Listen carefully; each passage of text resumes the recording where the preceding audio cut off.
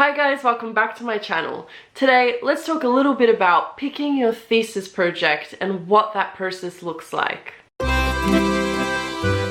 So a little while ago, I'm only catching up now, my apologies. One of you guys wrote in and you asked, did you have an idea of the area you wanted to focus on at the end of third year? Did it take long for you to figure it out? Now, when I was in third year, I kept hearing it. You know, you gotta pick a supervisor, you have to do a thesis project and do an experiment and this and that. And I just remember being so intimidated because I was like, how do I organize any of this? Like, supervisors? What? It sounds like a really big thing. To be honest, the trick is you're not supposed to jump ahead. You're just supposed to go with the flow and take one step at a time. I think that those questions were terrific to ask because that was stuff I was wondering when I was in third year, even second year, and no doubt a lot of other students are kind of wondering the same thing. What happens? Like, how do you pick a project? So in this video, I'm going to walk you through what my experience was like. I can't speak on behalf of all universities and how they work. So I personally dealt with RMIT, La Trobe, Australian Catholic University and Swinburne. Okay, I'm going to start by directly answering the questions. So the first one was, did you have an idea of the area you wanted to focus on at the end of third year? No, I probably just, I know the general areas of psychology I'm not interested in. So I'm not interested in health psychology, I'm not interested in sex and gender identity and whatnot. So that was really easy for me to sort of be like, you know, I'm gonna steer clear of those, or like animal studies. I didn't want to work on, I didn't want to work with animals. So I just knew that those were the projects I'd rather not get. Sports psychology, not really suited for me. But in third year, I was just so focused on my grades, finishing third year, getting those applications all out.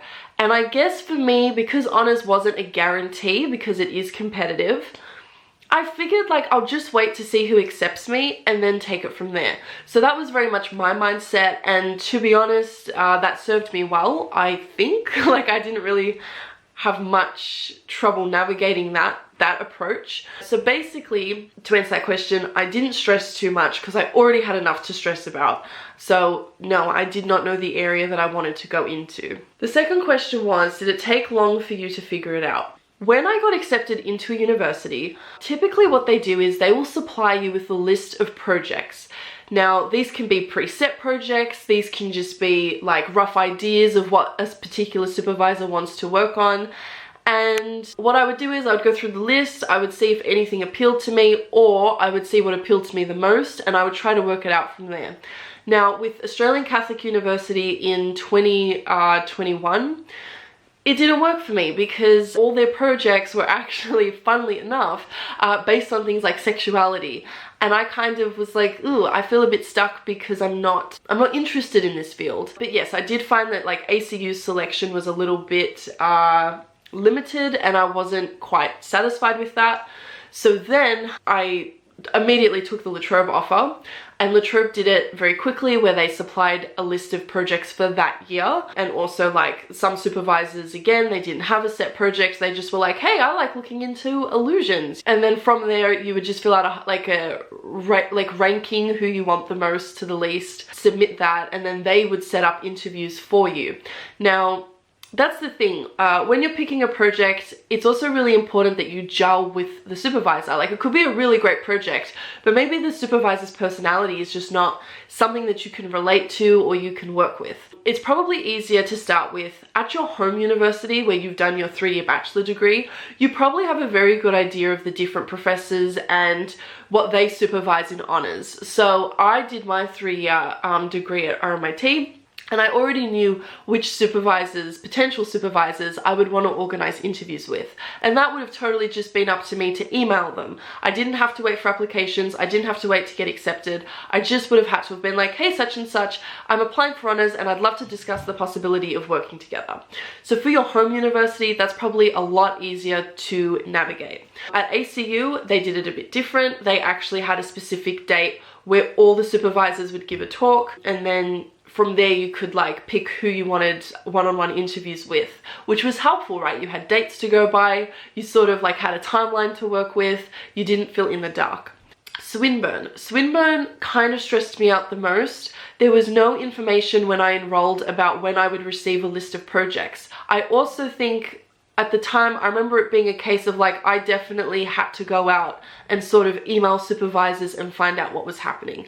Now, if you have experience with Swinburne and your experience, like you've got better insight into how their process works, please let us know down below in the comments. Because when I enrolled in Swinburne, I didn't stay for very long. I actually unenrolled very quickly. So I'm not sure if I missed out on if I just missed out on receiving an email where there's a list of projects or anything like that. So those were the universities that I dealt with and how they handled things. Now, RMIT also, if you were accepted into RMIT, they had a list. They provided you a list with supervisors and their interests. But at least then you have like contacts and you can just reach out and then be like, hey, can we have an interview? I'm really interested in your field of study. And then with RMIT, it was another case of putting in your preferences and just waiting to see if you like who you got paired with. The only time I think that it gets a bit stressful is if you do receive a really late offer. You have to understand that at any university, students have already been doing interviews and they've already been putting in their preferences. Now, this is completely out of your control. There will always be projects left over, and at the end of the day, because honours is so competitive, it's sort of that like beggars can't be choosers mindset, right? You sort of just have to work with what you've got. And that's what happened to me with RMIT. My offer came extremely late, and by then I knew that like all of the supervisors I would have wanted to work with would have 100% already been picked, and they would have already worked out like the supervisor and student pairings. So I knew I wasn't going to waste my time, and I stuck with Latrobe because I had already been set up with a fantastic supervisor who was my first choice. I was incredibly lucky about that. So yeah, you just have to be mindful that timing can affect to like availability of interviews, or maybe some supervisors are already taken. I know that some universities put things in place. I think it was Australian Catholic University. You were not allowed to put in preferences until all students were enrolled, so that the home students didn't have an advantage over students transferring from another university. So some universities obviously take that into consideration, but basically I just think waiting until you're accepted into a university and then taking it from there is kind of the best way to go. And I wouldn't stress out too much.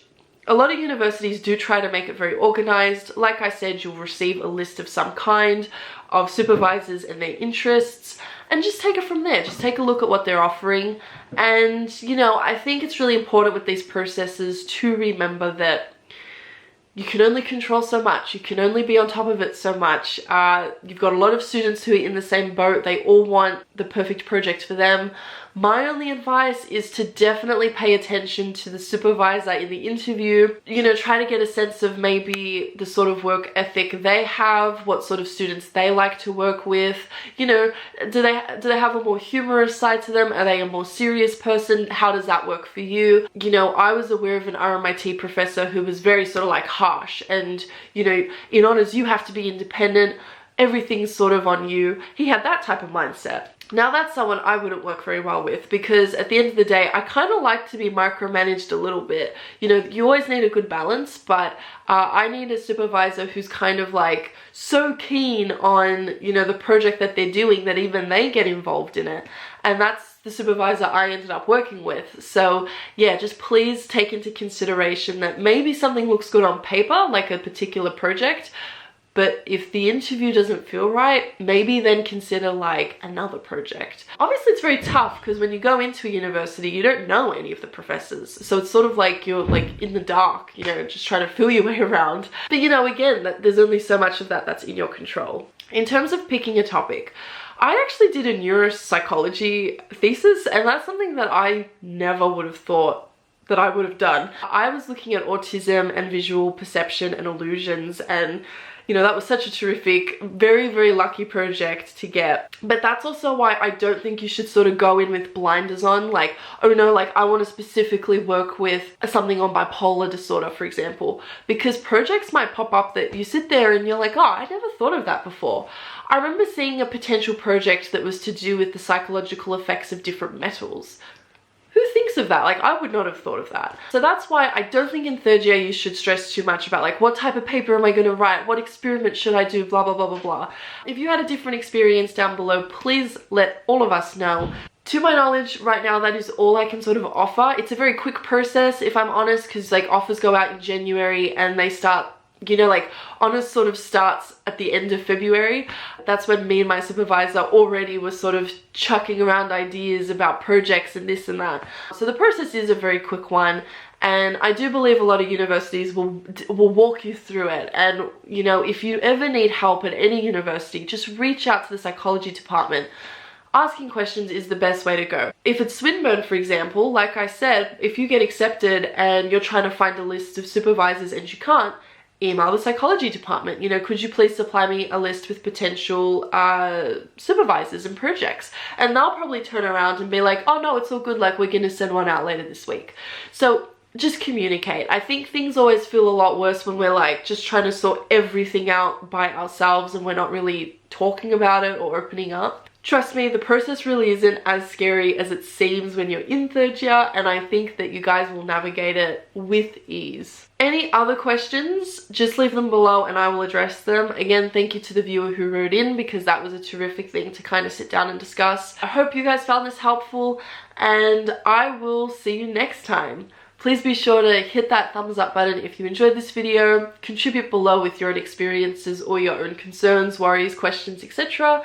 And please make sure that you definitely subscribe, because I'll be releasing more videos about the psychology pathway, studying psychology, and next year I'm actually going into masters, so I'll be able to shed light on the masters process, what that looks like, what masters is like, you know, masters, it's the big one, and yeah, all that good stuff.